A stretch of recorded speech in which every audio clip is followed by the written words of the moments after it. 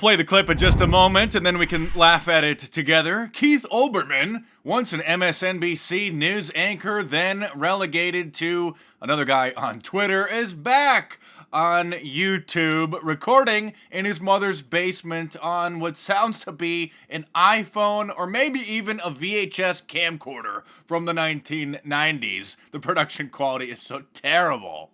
And here he is ranting like an unhinged lunatic, saying that we are at war with Russia over this latest conspiracy theory the liberal media is putting out that the Russians are responsible for Donald Trump winning the election.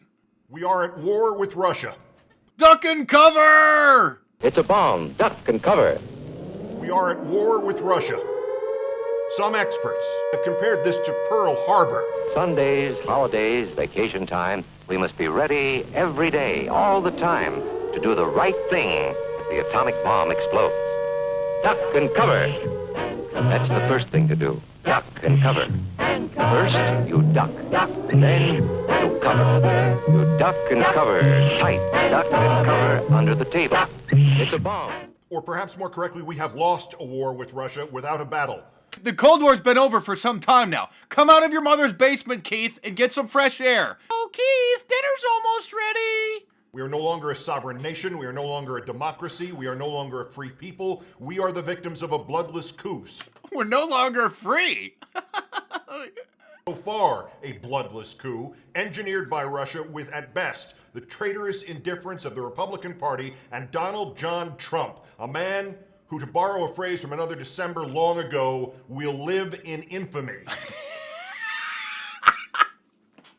It's amazing how the mainstream media has changed their tune 180 degrees about election fraud and hacking from before the election to after, like this article 2 weeks before the election on CNN. No, the presidential election can't be hacked.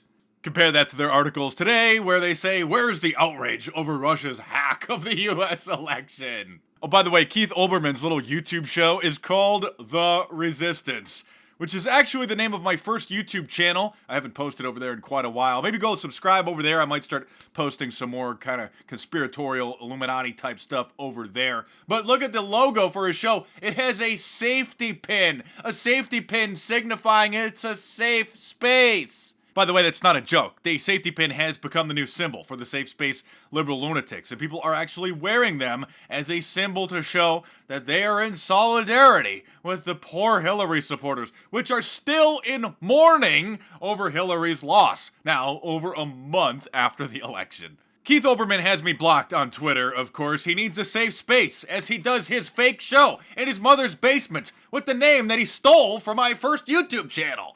Mentally ill people can be entertaining, so please tell us more, Keith, about this new war that we're in.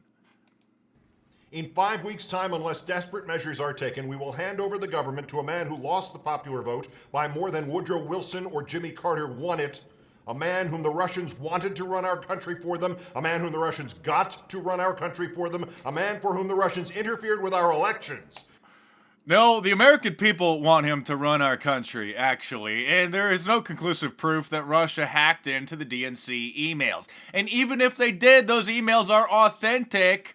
Everyone's familiar with crazy cat ladies. I guarantee you that when Keith Olbermann comes out of his mother's basement, he has a house filled with cats. This is a cat man right there. Watch this, he's about to compare Hillary Clinton's loss to the attack on Pearl Harbor. Take it away, Keith the Cook. Some experts, John Kasich's strategist John Weaver for one, have compared this to Pearl Harbor. Even the hard-right ex-Congressman Joe Walsh says Republican silence will be tantamount to treason. Keith Olbermann is making Glenn Beck look like a totally sane and normal person. Okay, that's enough of that. The liberal lunatics keep crying, and now they want a do-over. Former CIA analyst Bob Baer went on to CNN, the Crap News Network, and said that we need a new election. Let's be clear. The voting machines were not hacked into.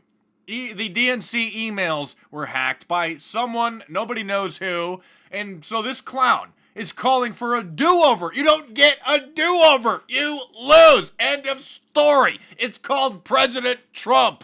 Go put on your safety pin and cry in the corner. I'm Mark Dice. Thanks for watching. Subscribe to my channel here if you're new and check back every day for new reports. And I'll see you soon.